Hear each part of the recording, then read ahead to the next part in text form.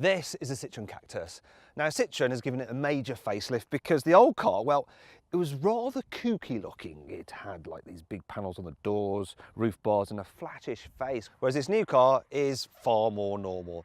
It seems that they decided that kooky isn't so popular, and I guess they're kind of right, and that's one of the reasons why I don't do reviews in glasses.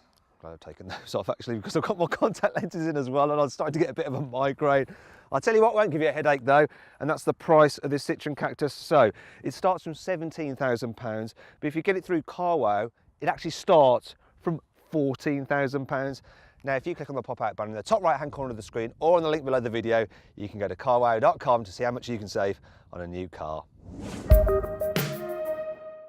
Now Citroen has redesigned the back end of this car as well, so there's less plastic cladding, but the rest of it's pretty much the same.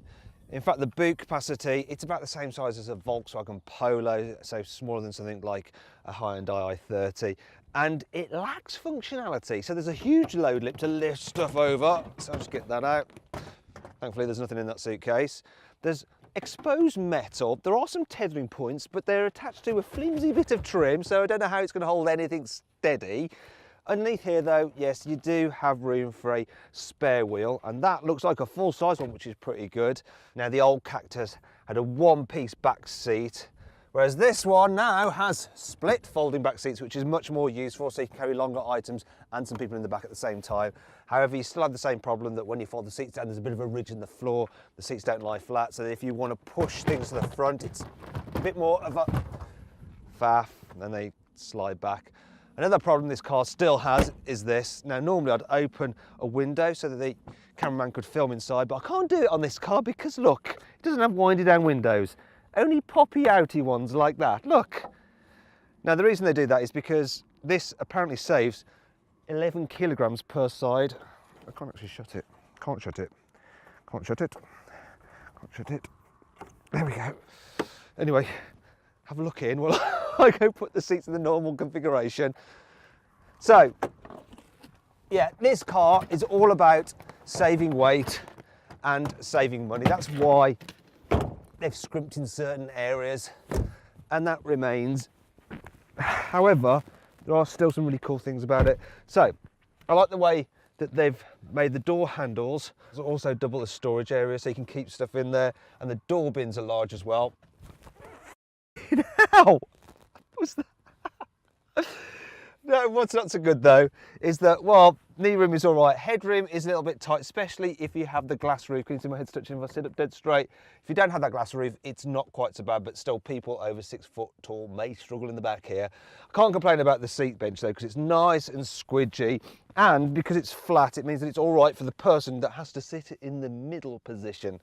Moving on to the front of the car, the interior design is largely the same as it was before, which is a very good thing because I think it's very, very interesting. I like the interior of this car. So there's some cool features like straps here for the door handles, and in fact there's strapping up here on the dash, which incidentally is soft touch, though some of the other materials aren't so great. It's on the door, it's scratchy plastics, and down here it's scratchy plastics, but then this is a reasonably priced car. I also like the fact that you've got a digital speeder up there, and then you've got this touchscreen system. However, it's not the best system. So it's a little bit slow to operate at times, and it can get frustrating to do things with it.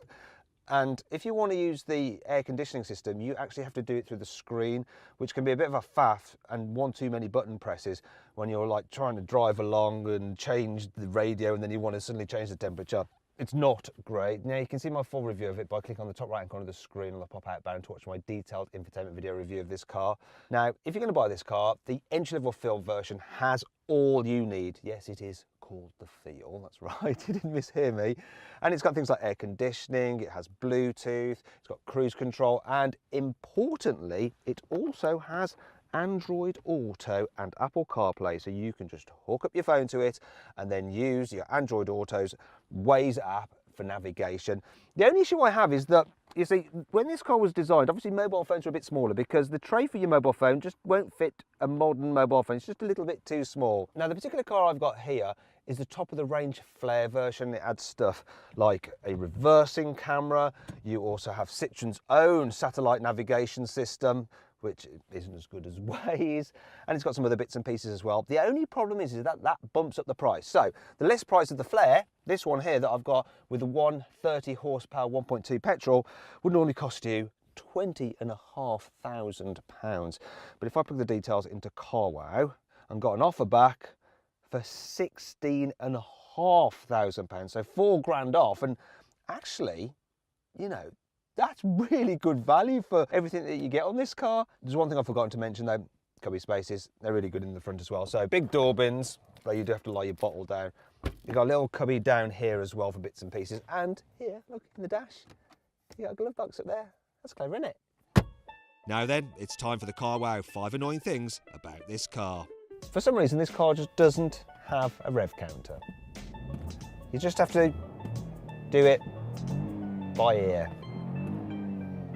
The poor front passenger only gets one air vent to keep them cool. The cup holders are just so shallow that they don't hold your drink in place. There's no grab handles either, so if you're going to drive quickly around the corners, they're going to have to grab onto you. So you might quite like that. Who knows?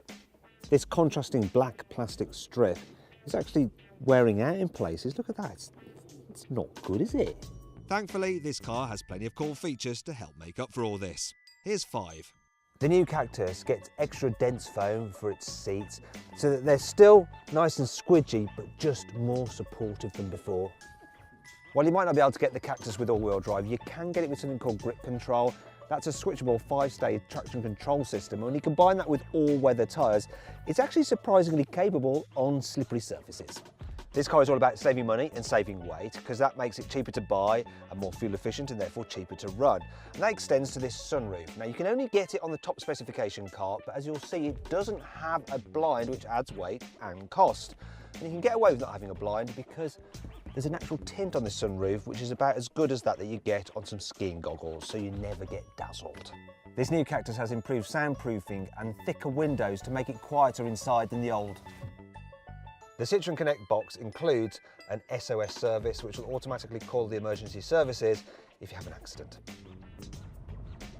Citroen is famous for its clever suspension system that it used to fit on its older cars. I mean, it was so complex, it used a mixture of like fluid and air and, well, anyway, the result was a magic carpet-like ride. It was just absolutely lovely. In fact, it was so good that Rolls-Royce even licensed it off Citroen to use in its cars.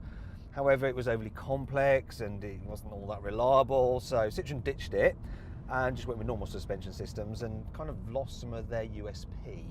However, they've introduced a new suspension system for this new Cactus, and effectively the way it works, it's a bit like having an extra cushion in the suspension, so you can fit softer springs, so it means that you can float up the road, but if you hit a pothole or a bump, it doesn't suddenly bottom out. That extra cushion just stops the final blow, and yeah, it works. This is a very comfy car to travel in, and it's helped by the fact the seats are really comfy as well.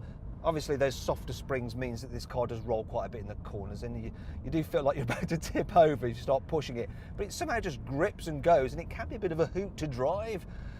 The one thing that does detract from that though is the steering, so it's kind of a bit like it's connected to the front wheels by a rubber band. Also, the gear shift is quite a long throw, though the manual is way better than the automatic. That's a bit jerky. And in stark contrast, the brakes are super sensitive. I mean, you only have to brush the pedal and like you're head-butting the steering wheel. I don't know, maybe it's because us Brits are too ham-fisted and the French are just a little bit more sensitive. Most people are going to be better off with one of the 1.2 litre petrols. Forget the entry-level one, it's too slow.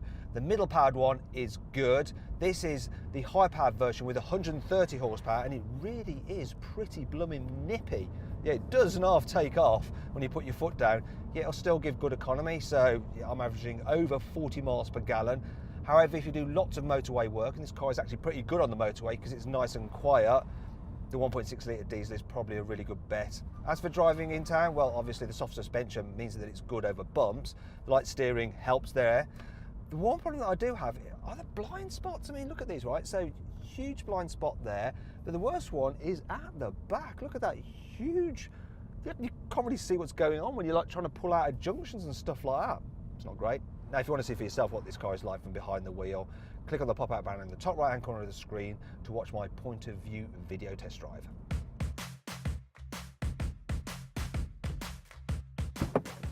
Now, if you click on the pop-out banner in the top right-hand corner of the screen or on the link below the video, you can go to carwow.com to see how much you can save on a Citroen Cactus or any car for that matter. So then my verdicts on this car: should you avoid it? Should you consider it? Should you shortlist it? Or should you just go right ahead and buy it?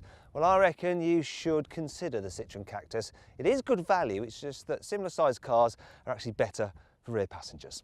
If you enjoyed this video, please like it and share it, and click on our logo to subscribe to this channel, on the video window for more content, or on the choose and buy icon to go to carwow.com to see how much you can save on a new car. Now, did you spot the Easter egg in this video? It was the prickly cactus in the car's rear door pocket.